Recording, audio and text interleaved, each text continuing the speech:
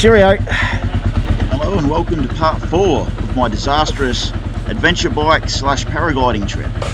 This trip has just been fail after fail. Hopefully things get smoother from here on out. There's no way I'm going to reach Manilla now. It's way too late in the day after messing around with that back tyre and having to be towed all that way. So I'm just going to go as far as I can today and then set up in a campsite. This kind of sucks because I think I'm going to miss a really good weather window now. Trying to get the paraglider, my camping gear and all my electronics onto the motorbike was a real challenge. Motorbike has to be balanced properly. Because it's an off-road bike, balance is critical. You often ride with almost no traction, so you're relying on the balance of the bike to keep it upright and keep it going in the right direction. So you've got to be really careful about how you pack. Also, everything has to be weatherproof. It has to be proof to the dust. Bikes fall over, adventure bikes fall over, so it's got to be impact resistant. So yeah, it was quite a challenge. The other issue is heat coming off the exhaust. Paragliders hate heat. You get them hot and you can destroy them. So I have to keep the paraglider well away from the exhaust pipe. So I went through quite a few iterations of trying to pack the bike. My first attempt looked like I was a Vietnamese guy on a bike with just a big load of crap on there all wrapped up in a single tarp. That ended up not working very well.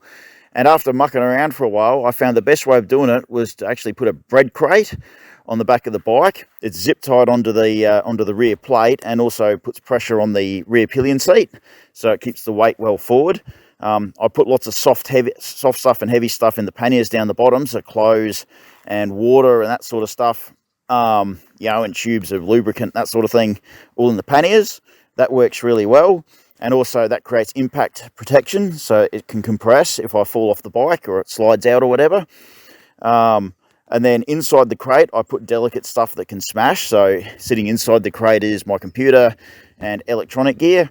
And then I ended up putting the paragliders, I double garbage bagged them for waterproofing, the paraglider and the paraglider harness.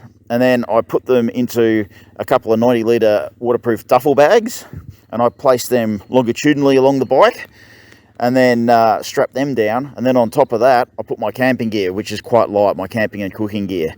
That being the lightest of the stuff I'm carrying. I put that at the highest point of centre of gravity. And it took me a while to figure out how to do this, but it works really well. Bike's really stable, balances well.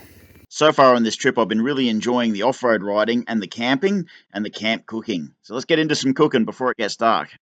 Okay, doing a little camp cook up here.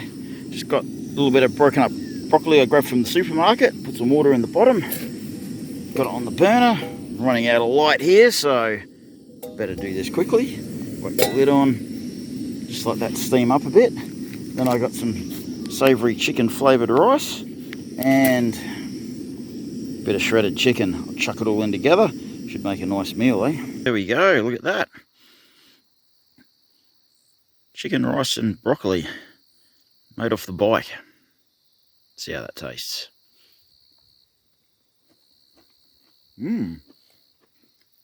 Bloody good. Morning. This place is really beautiful.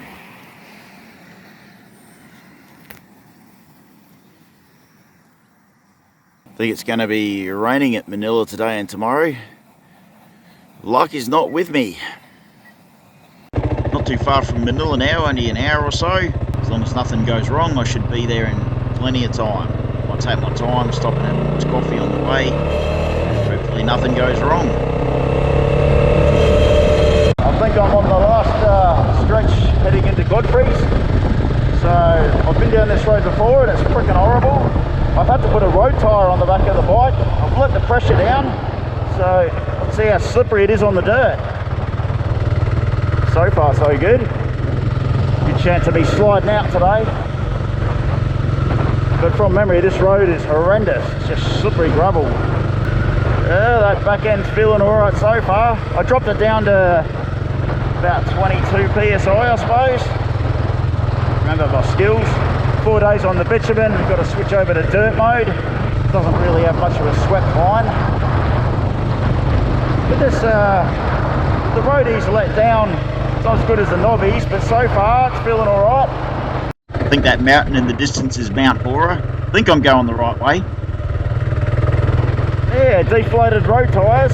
They wear out pretty quick apparently doing this, but I spend more time on bitumen than on dirt, so it might be the way to go. But the knobbies just wear out super quick on the bitumen, so yeah, I'll be spending a fortune on tyres if I run the knobbies. Don't really want to do. I didn't buy this bike to spend a fortune on it. Yeah, what a trip, eh? 4 days to get here. Yeah, on this bike these corrugations don't seem so bad. Amazing the difference between this and a roadie on trying to ride a roadie on this sort of stuff. I'm taking it easy. I could probably go a lot quicker if I wanted to. But I'm not familiar with the roads. It's probably silly. I'm not even sure if I'm going the right way. But I ain't flying today. Look at that. Won't be any thermals and it's drizzly. No point going up there. This sky looks really shocking for paragliding. Yeah, I've timed this wrong. I've missed the good days and I've arrived here when the bad weather's moving in. It's forecast to rain for the next few days, so it's going to suck for camping, and I definitely won't be flying. And it's bitumised. Oh, look at that. Mount Bora is a privately owned mountain, and I'm planning to stay at the paragliding school, which I think's up here on the right. Ah, that looks like what I want. I couldn't get onto anyone, so I'm just kind of randomly turning up. I think there's camping here and cabins.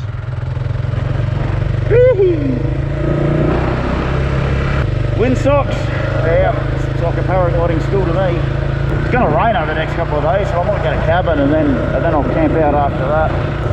Cabins and camping. This is a pretty fancy setup for a paragliding school. Looks like some really nice facilities here. Those look like the bashers, the vehicles that take the pilots up the mountain. Let's go find out what's going on here.